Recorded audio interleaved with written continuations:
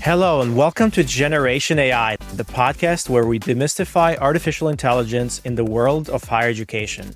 I'm your host, Ardis Kadiu, joined by my insightful co-host, Dr. JC Bonilla. JC, hello and welcome. How are you doing today? Hello, everybody. Hello, Ardis. Excited to be here again. Our conversations, our podcast, it's growing. My friend, today we have a really exciting episode. I think that today we will be talking about the core of the enrollment management operation. I'm so excited about this because I know there's a place where AI and the generation of AI that we are trying to demystify and project out will benefit the most when this is cracked. The process for matching talent, aka the student, to the product, aka the school, it's facilitated by AI. Could not be more excited about that. Ardis, why are you excited about this topic, man? This is something that we've been working on, JC, together since we've known each other. We've come up with predictive models. We've come up with different methods of predicting application yields, admission yields, admissibility. What are the 6 factors when we've talked over the past couple of years, removing criteria from the decisioning process, becoming test optional or test blind, as some schools would say. And it's still, people have not cracked it. So I had some really interesting conversations this past week with some enrollment leaders from very selective institutions on how they're doing it. But I'm really excited because there's an opportunity for AI here to play a significant role in how we do talent matching and what we're calling admissions, in our case, in higher education. It's so relevant that you spend the entire week learning and sharing about the vision of an AI-ready campus. Ardis, what are the takeaways? Educate me, what do you learn? And for everyone in the audience, how do I get my campus ready for what we're talking about here? The good news is that nobody has it figured out. What? You should come back with you should follow the 7 steps to get, campus infrastructure ready. Well, yes, we're actually providing folks with clear direction on how to build use cases. However, talking to everybody, nobody has it figured out. There's a lot of confusion. There's a lot of misunderstanding of what AI is and just the definition or classification of AI, yet alone, what does it mean to be an AI-ready campus, or what does it mean to incorporate AI throughout your campus? So that's the good news for all of those who are listening and you feel like you're behind. You're not. Nobody has it figured out. However, there are very clear directions and there's very clear intent from CIOs and technology and admissions and enrollment leaders and presidents that we talk to, and deans, that AI is going to play a huge role in how they run their schools, how they use it for teaching and learning, and how do they use it for productivity as well. So data-informed decision-making, obviously we've been talking about this for a long time, but with generative AI now, that's accelerated and we can do a lot more use cases that we weren't able to do before. Fascinating. Look, no doubt that this is top of mind for everybody, and probably that's why this podcast is here. I'm still eager to hear the clear use cases of how it gets deployed. Last question. I think because we lived through this, does it feel like those conversations were on-prem or cloud-based infrastructure and what it meant? Remember, we switched over systems from paper applications to online applications. Does it feel that way? Or this is more revolutionary and like identity shifting? Because one was just basically, it's going to make us faster and cheaper in a way. This is actually, if you think about it, it goes at the root of the educational identity. Like, how did it feel? The biggest problem that schools are having right now is around change management and technology adoption. It's nothing new. And some of them are just looking at a generative AI or AI as just another tool in their toolbox, which clearly is not the right lens to look at it. It's very transformational. Hence, the wave is coming. Yeah, exactly. They're not ready for the wave that is coming. So my hope is that we are not staying still. And we are actually in higher education are adopting AI at a faster pace than we did, other technologies that now we're a little bit behind.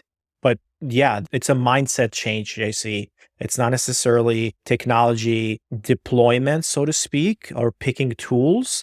It is a mindset change. when you think about how do you upskill a IT organization where half of them are union-based, and now you're saying, I want you to get upskilled and I want you to do these other jobs that are AI-based, but I'm not going to give you any money. So now you're fighting with a union. So the incentives in higher education are really interesting, and I don't have an answer. I don't know how some of our institutions are going to move. I would say that smaller institutions have a huge opportunity to be innovative and move ahead of the pack, and the larger ones are probably going to be left behind because they have to move these large ships.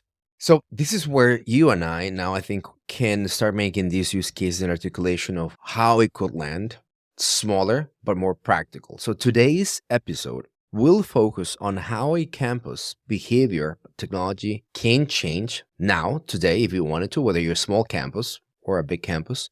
But we want to bring it on to the aspect of decisioning. Schools spend a gazillion number of hours preparing for the search of a candidate, rendering a decision, and then enrolling them, matriculating them. And we know that in that space from, the discovery of my prospective student to I star them, it's a place where I think you and I can start thinking about this is where AI comes in and the use cases that unpack. So to start our conversation, I want to start a bit high level because when I think at the very, very core of what it is, admissions, recruitment, enrollment management, however you call it at home, it's talent acquisition. And when you go through the lens of talent acquisition, which is I have an offering or I have a product and I need to find the best professionals, then AI, it's already there. Thousands of resumes for one job and having AI comb through resumes and basically doing ranking orders of go here or ignore that one. Applications of candidate matching. All of a sudden that this candidate, it's a perfect fit for this role or wrong fit, actually go to this role. How organizations like Google move candidates left and right and is algorithmically recommended. Ardis will be very successful in my organization, but not for that team. This is so important for admissions. My gosh, I can remember last time I was in an interview, it was not fun. I think the students that we've talked to when they go through interview process, it's an experience. And we know that AI has a voice there. And then one of the things that is so exciting that higher education needs to be learning on is that in talent recruitment, the whole conversation of bias reduction has started and understanding that sometimes these models can over-index on, wild males or the guy with the accent is not being represented because the algo doesn't know how to identify that and what is the relationship of an accent to success, if any. Right. All that kind of stuff is already there. So, Ardis, what's your viewpoint on first AI in talent recruitment, sector agnostic? So we're in a very interesting place right now because AI can certainly be very, very good at eliminating the hiring manager's biases. And it can be the same way, for example, when a highly selective school is reviewing, or a reader for that matter, is reviewing an application and they're reading and making a decision. Reader A can make a different decision for the same applicant as reader B. Human error, right? Human error. So how do you eliminate that bias? During the summit, in one of the panels, a highly selective school, they said, we don't want bias. We have our readers. And when I posed the question, well, how do you eliminate that bias that is intrinsic from the readers themselves? Is it before lunch? Is it after lunch they're reviewing it? They can make different decisions. If they're hungry, they're not. We know that as human beings, we're very, very prone to biases depending on context. And they said, we have instituted a double read. And it's like, okay, so now we have doubled the amount of work that we need to read one application. Compound bias.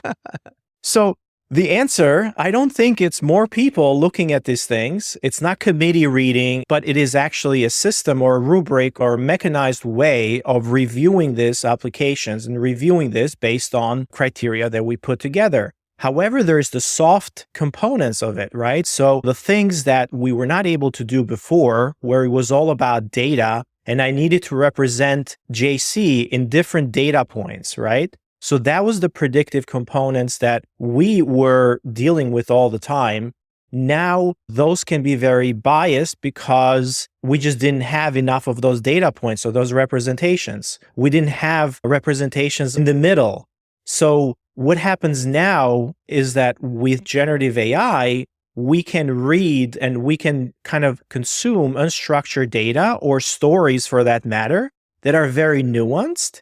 And they can put you from a scale of 1 to 10, they can put you in a 6.5 with different dimensions and can put color around it. So it's the same exact thing that's happening in our jobs as well. We're looking at candidates here at Element, and obviously we use experience, but we use also what's called behavioral markers as well. We use a survey or a tool called Predictive Index that's essentially giving you behavioral components. It's saying, oh, this person is more likely to benefit from steady work versus this person likes different work. So now when you craft your job descriptions or when you craft the program for that matter, how do you match that, the product, to the right person? Because ultimately it's not about admissibility. It's about success and graduation. And, at the end of the day, that's what we should be measuring against. So admissibility should be around fit for that program. Matching, right? Matching.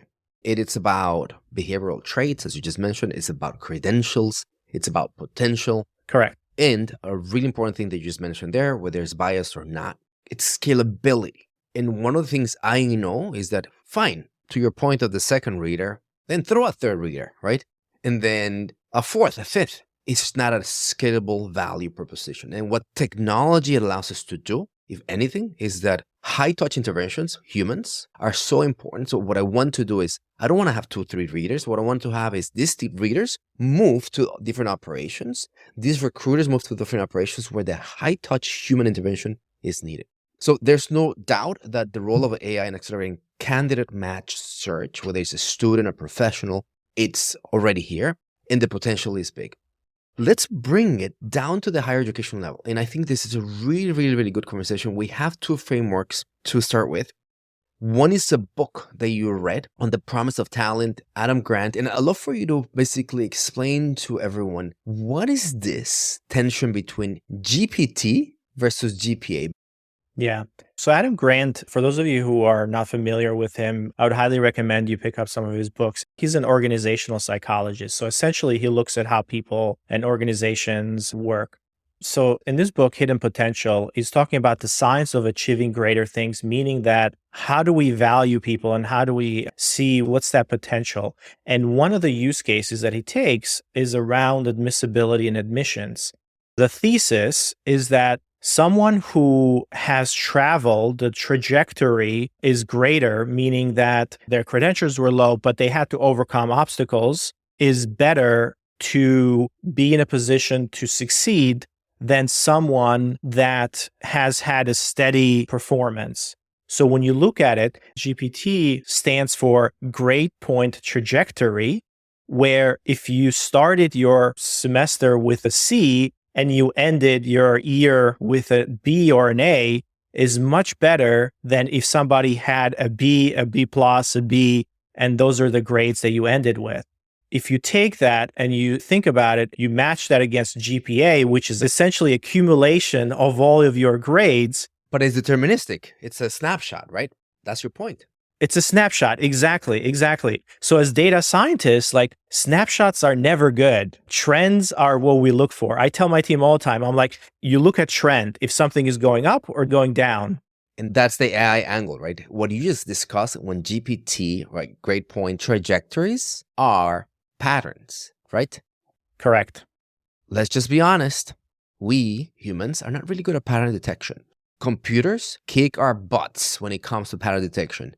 Inconsistency and speed. Around numbers, for sure, yes. Yeah, speed, right? So what we're saying is that at the very, very least, right, when it comes to a construct of quality, call it GPA, we need to be careful that deterministic numbers as snapshots, right, basically tell a story. But research is starting to suggest that the mobility, the pattern is where the win is at. And throwing computational tools at that is the first thing. And we know AI, it's so good at basically just looking at numbers and saying, hey, here's the time series, this is the trajectory, upward, negative. So what you're looking for is how is the student going through change? Grit, hunger, all that kind of stuff. It's a really, really important thing. And oh my gosh, my story, Costa Rica, Arkansas, back to Costa Rica, New York, that just has so much grit. I'm telling my own story, right? But it's the idea that you can pick that through data and patterns, right? Movement and whatnot, adversity and things of that sort. Does that make sense? Absolutely. And when we look at ourselves, the way we grow and the way we learn is through friction. So that is another component in the book, is that it's all about friction. That's how we grow. If there is no obstacle, if there is no friction, then there is no learning and there is no advancement. So we look at that and say, it's much better to give someone something really, really hard that they're struggling than giving them easy problems that it's a breeze, right? So our first point that we can delve into a deeper conversation now is do not look at snapshots, right? Look at trajectories. And trajectories could be a GPA, right? Or writing sample essay, nicely manufactured today versus an essay 5 years ago. And having algorithms basically tell us the trajectory and the mobility of someone when it comes to grammatical, career things. So very easy and interesting use cases. Ardis, there's an article from the Chronicles that it starts talking about the allocation of AI onto the admissions offices. It's a survey that looked at about 314 universities, and they're saying AI is here, will be used throughout 2024, and it's helping in review of transcripts, review of letters of recommendations, reviews of essays, conduct interviews, and communication with applicants. There's 5 use cases here, right? What I'd love to do is expand this with what College Board says are the entry points of admissibility. So College Board tells us it's about the courses taken, grades received, class rank, standardized test scores, personal statements, recommendations, extracurricular activities, and interviews. So now there's 8 or 9 here, 5 out of these already with use cases in AI. Let's come and start building models. This is what you and I do. And our first viewpoint is that we're going to recommend everyone to start looking at trajectory mobility. But can you remind everyone what an NLP is? Because all these use cases rely on NLP, natural language processing. So what is NLP and how does that help me scan, for instance, a personal statement or this thing that I just said, 2 statements, one from 5 years apart. How can a model tell me the evolution of it? Yeah, so with natural language processing, and of course, these large language models right now, that generative AI components, like they're very, very good at making meaning and semantic meaning out of language and sentences and blocks of text. So if you are trying to use it as an evaluation tool, you can build a rubric that can be very, very easy. And you can say, here's the criteria and here's a corpus of text. Try to evaluate this text against this rubric or this particular framework that I'm giving you. So it's really good at that because it understands the meaning of those words or keywords or sentences or rubric together. And it also understands the meaning of the other corpus of text. And it's really good at putting those pieces together to say that these are close in kind of mathematical space, so to speak, right? Meaning wise, they're very close or very far apart. And it can be multiple dimensions when we think about it. It can be multiple dimensions on how language gets represented, right? Again, we're not going to go into a lot of those details in here because we want to keep it pretty high level. But that is the crux of it, is that natural language processing and semantics meaning is encoded in not just words, sentences, phrases, paragraphs, and you can kind of go on, but you keep adding dimensionalities to those. And then you can see how close or how far these concepts and these things are from each other in many dimensions. So rather than getting a number, we now get a meaning component that we can put together and understand language based on whatever dimension or rubric that we put together.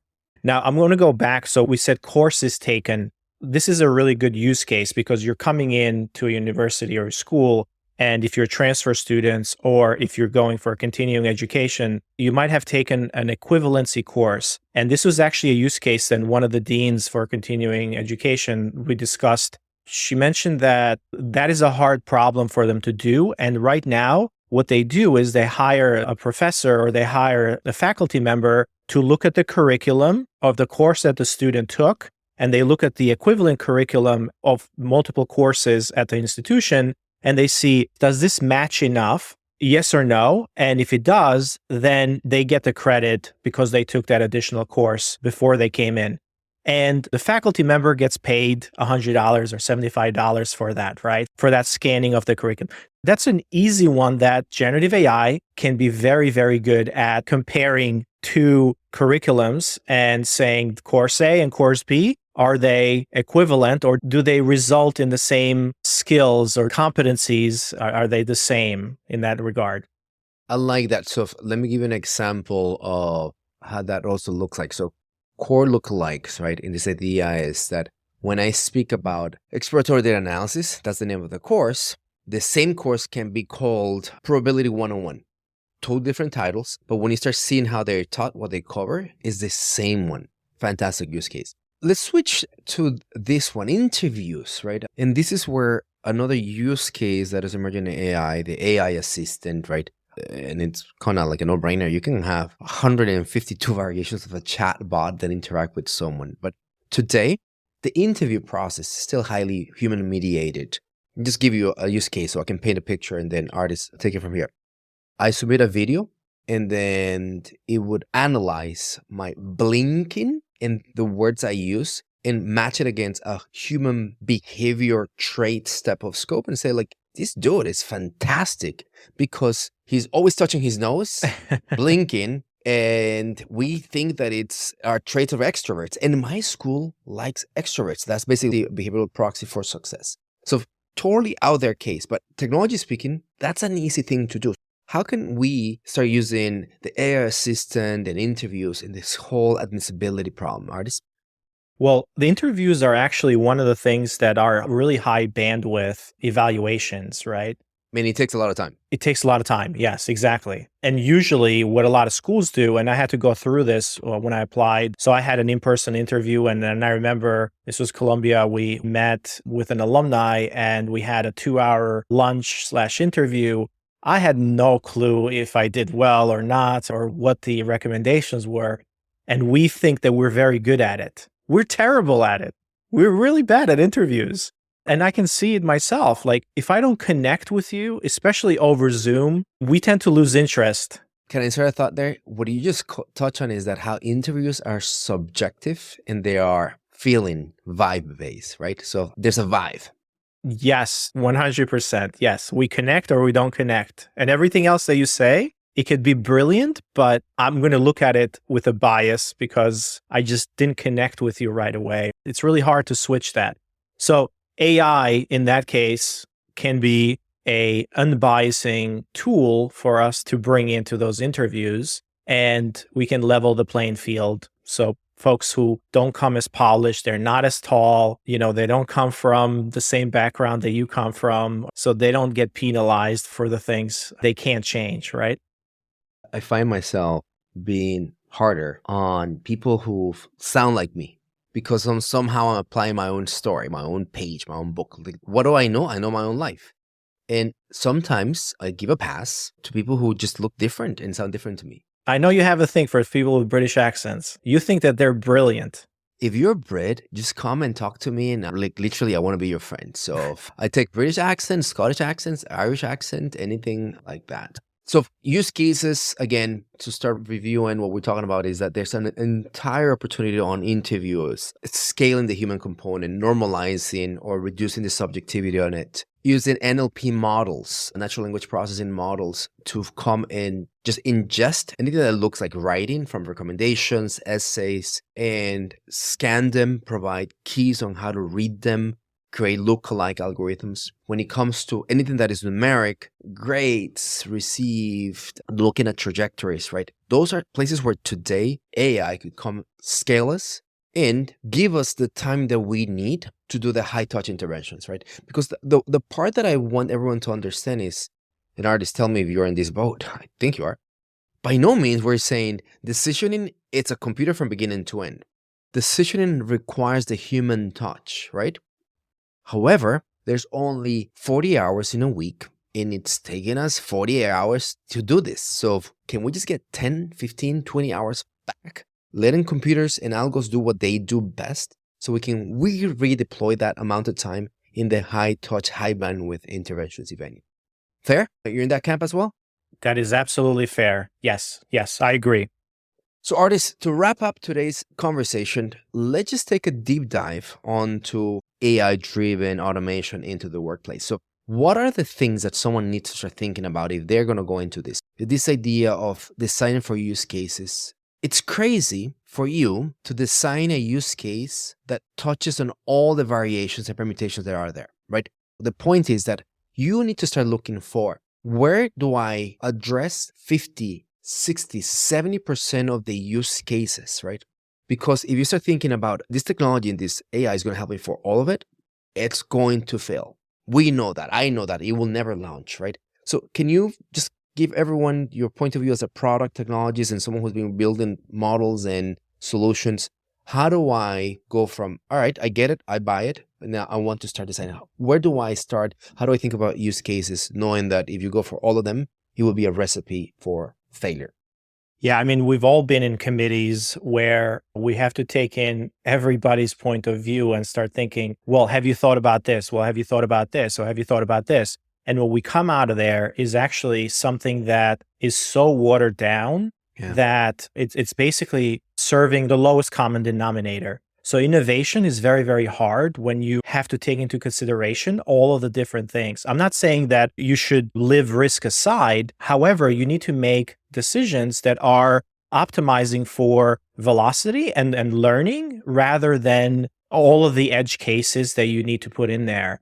And when you go into production, then you take different components or you think about how do you maximize the value while reducing the risk. You can't have 100% of each, right? You can't have zero risk and you can't have 100% value. So there's always going to be that component. And the principle is the 80-20 rule, right? How can you deliver 80% of the value with 20% of the work? Usually that's the way it works, right? It's 80% of the value can usually be delivered with 20% of effort or money or however we want to think about it, this 80-20 rule.